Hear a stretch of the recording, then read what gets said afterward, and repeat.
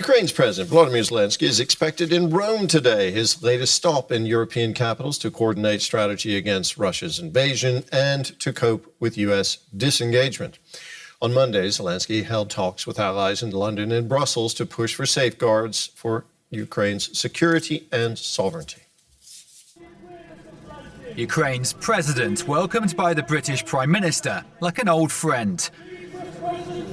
Both Volodymyr Zelenskyy and his Ukrainian officials are under US pressure to agree to a proposed peace plan with Russia, and they're being asked to make sacrifices to achieve a ceasefire.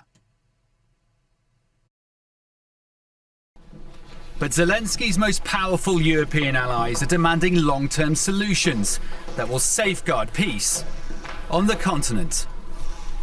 We stand with Ukraine, and if there's to be a ceasefire, it needs to be a just and lasting ceasefire. We are still and remain strongly behind Ukraine and giving support to your country, because we all know that the destiny of this country is the destiny of Europe. I'm skeptical about some of the details which we are seeing in the documents coming from the US side, but we have to talk about it. Caught between his US and European allies, Zelenskyy sounded a more diplomatic note. Things which are very important for today, I think unity between Europe and Ukraine, and also unity between Europe, Ukraine and the United States. There are some things which we can't manage without Americans, things which we can't manage without Europe, and that's why we need to make some important decisions. Zelenskyy was also given a warm welcome in Brussels, where he also met with the head of NATO. After an intense day of talks, Ukraine is expected to share its revised plan with Washington on how Russia's war could be ended. Only then will Kyiv and its allies find out whether it contains enough compromise to boost US hopes of brokering a peace deal. And we can speak now with our special correspondent, Nimisha Jaiswal, in Kyiv, and DW's Mhundwa in Brussels. Nimisha, how is Zelenskyy's tour of European capitals going down in Kyiv?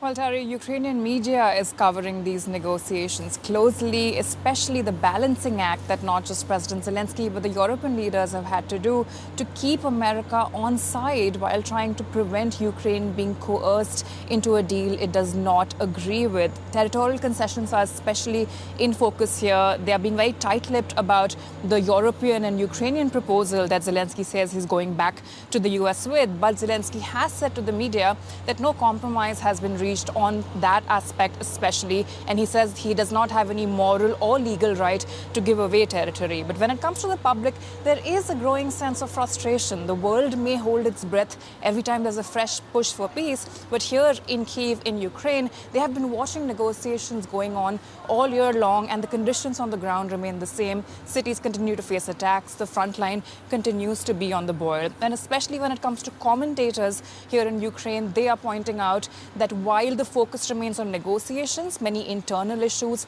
are being neglected, especially corruption, army reform, and sending more support and resources to the soldiers on the front line.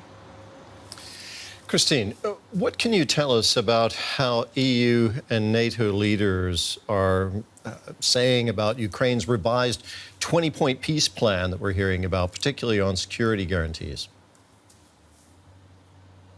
Yeah, well, Terry, for the European leaders, their effort there is to ensure that any ceasefire that comes about is backed by strong security guarantees provided for both by European allies as well as the United States. And to date, we've not heard the US President Donald Trump make any public commitments as it pertains to those security guarantees. The question still remains, and President Zelenskyy put it this way yesterday to say, we still want the answer to the question of what happens in the event that the Russians attack again after you've had some kind of a peace deal. The concern for the Europeans as well is that the Russians will simply use any peacetime to simply regroup and launch an attack again. So the issue of security guarantees would have been the main aspect that European leaders are trying to then put into what is their counter proposal to the current revised US plan.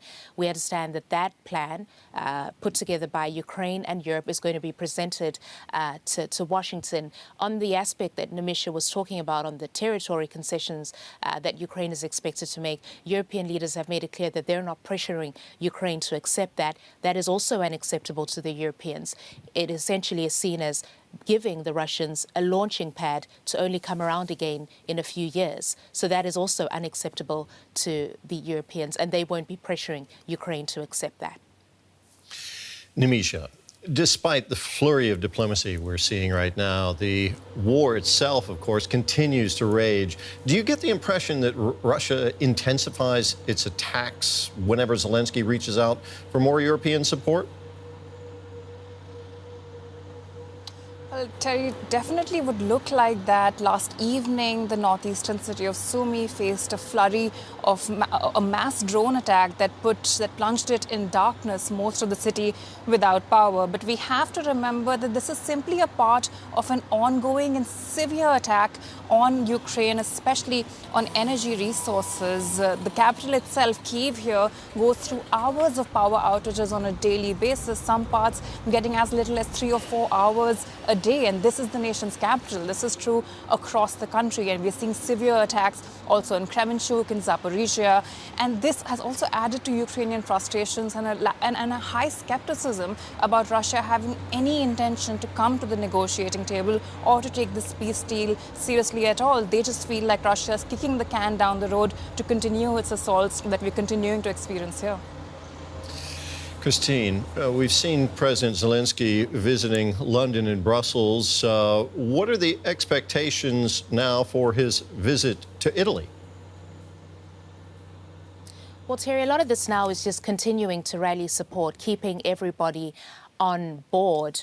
The issue now is, of course, we're counting down to the European leaders having their final meeting of the year, and a big part of that discussion is going to be the aspect of continued financial support for Ukraine. I'll just remind everybody that Europe is now doing or carrying the biggest load as it pertains to military support for Ukraine. The United States is no longer giving weapons.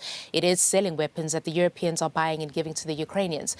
This is coming out of European member state budgets, and the pressure is starting to be felt now. There is a plan that's been put forward by the European Commission on how to use Russia's frozen assets to continue supporting Ukraine.